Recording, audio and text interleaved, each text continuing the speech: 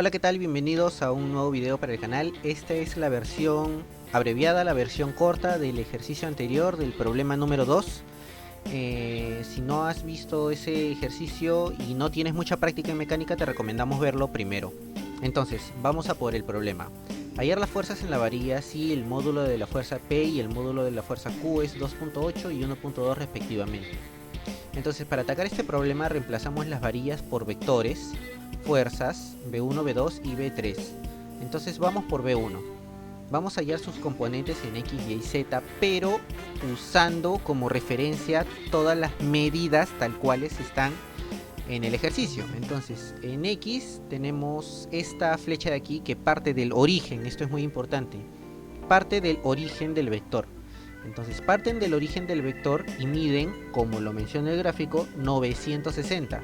Pero la dirección es importante, la dirección está contrario a positivo X. Por lo tanto, en nuestra ecuación lo vamos a colocar como menos 960. Correcto, porque va en contrario a la dirección de X. Ahora lo mismo vamos a hacer en el eje Y. En el eje Y tenemos esta flecha en amarillo que se muestra y que mide 240.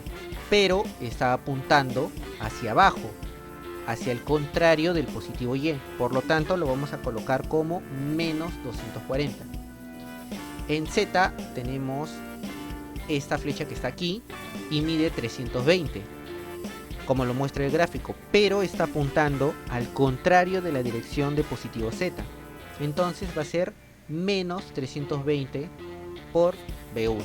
Estamos atacando primero el vector unitario V1. Listo, continuamos.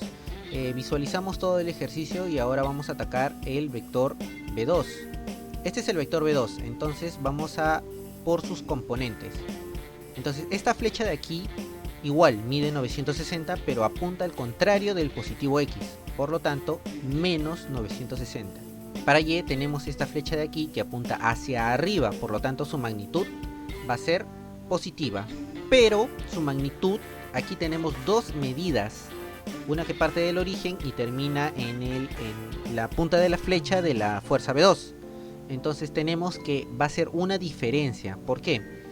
Porque la medida de 240 más la flecha en amarillo nos tiene que dar la medida de 960 que está al fondo, en la parte paralela al eje Y. Por lo tanto, si tenemos que 240 más nuestra medida de la flecha amarilla nos da 960, esta medida es 720 y positivo porque apunta hacia arriba. Luego, para el eje Z tenemos esta flecha de aquí que mide 140, como lo muestra el gráfico, 140 tal cual porque parte del origen también, y apunta hacia el contrario del positivo Z. Entonces lo vamos a colocar como negativo, menos 140. Listo, continuamos, visualizamos de nuevo todo el ejercicio y ahora vamos a atacar el último vector, el vector V3. Este vector V3 también le sacamos sus componentes. En X tenemos esta flecha de acá que mide 960, pero como apunta al sentido contrario del positivo X, sería menos 960.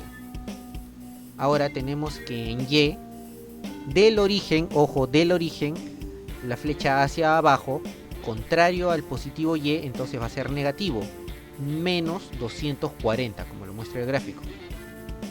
Y en Z, por último, tenemos esta flecha en amarillo que mide 380 y esta apunta en la misma dirección que el positivo Z, entonces va a ser más 380. Y listo, entonces ya tenemos nuestros vectores incógnitas. Ahora visualizamos de nuevo el ejercicio y vamos a por los vectores que nos faltan, que es P y Q, que son más sencillos.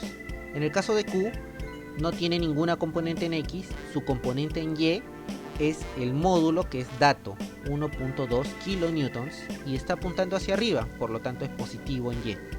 Y no tiene componente en Z. Para P tenemos 2.8 kilonewtons en X, porque es dato, y es positivo porque apunta en la misma dirección que positivo X. En Y no hay ninguna componente y en Z tampoco. Tengamos en consideración este cuadro de aquí, que es el resumen de los valores obtenidos anteriormente, para analizar el tema del equilibrio en cada eje. Primero, en el eje X, la suma de estas componentes deben ser 0. en el eje Y, de la misma forma, análogamente en el eje Z. 3 ecuaciones con 3 incógnitas, entonces las resolvemos y tenemos estos valores de B1, B2 y B3 que nos ayudarán a conseguir el vector final, el vector incógnita. Entonces el vector incógnita B1 es este de aquí. El resultado es el mismo que en la otra solución que habíamos hecho, la más detallada, pero aquí como hemos obtenido esos valores, los hemos obtenido de la siguiente manera, multiplicando este factor de B1 por la componente en X de nuestro B1 que habíamos calculado con anterioridad. Entonces sería menos 960 por 0.00197, lo que nos da menos 1.89. De la misma forma multiplicamos ahora por su componente en Y, que sería 0.00197 por menos 240, lo que nos da menos 0.48. Y continuamos con su componente en Z, obteniendo menos 0.63. Y este es el resultado de nuestro vector incógnita. Análogamente lo hacemos para el vector 2 y para el vector 3, y así es como terminamos el ejercicio. Bueno, problema resuelto. Bueno, si te ha ayudado, si te ha gustado el video, por favor deja tu like. Y si conoces a alguien que lo necesite para sus prácticas, sus parciales o sus finales, compártelo. Así nos estarías ayudando a ambos. Muchas gracias, eso ha sido todo. Saludos, bye bye.